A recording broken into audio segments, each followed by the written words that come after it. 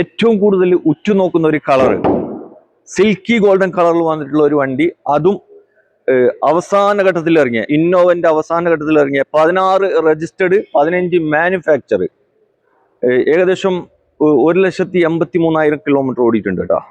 Second ഓണർഷിപ്പിലാണ് വണ്ടി ഉള്ളത്. ഈ വണ്ടി കേൽപ്പത്തിലേക്ക് നമ്പർ ആയിട്ടുണ്ട്, അതർ സ്റ്റേറ്റ് വണ്ടിയാണ്. മേജർ ആക്സിഡന്റ് റീപ്ലേസ് കാര്യങ്ങളൊന്നുമില്ല. നല്ല ഹൈ ക്വാളിറ്റി അലുവക്കണ്ടം പോലത്തെ വണ്ടി. ഇന്റീരിയർ ഭാഗത്തൊക്കെ നല്ല സീറ്റ് കവർ ചെയ്തിട്ടുണ്ട്. അതുപോലെ തന്നെ കമ്പനി ടച്ച് സ്ക്രീന് വന്നിട്ടുണ്ട്.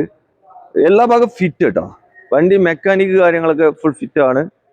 ഇത് നിങ്ങൾക്ക് 1 കൊല്ലം വാറണ്ടി തരും ഈ വണ്ടിക്ക്.